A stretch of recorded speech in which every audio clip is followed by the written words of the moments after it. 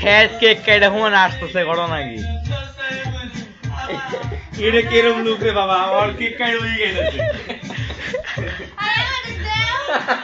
red বেলবেলের ভিতরে change আছে 25টা আমাকে দেন 25 প্লিজ এরকম না ভিডিও কর না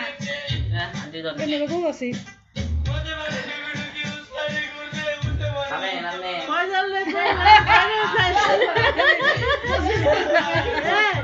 রাতে করলাম বাইরে যাস না আমার দুইয়া গেল না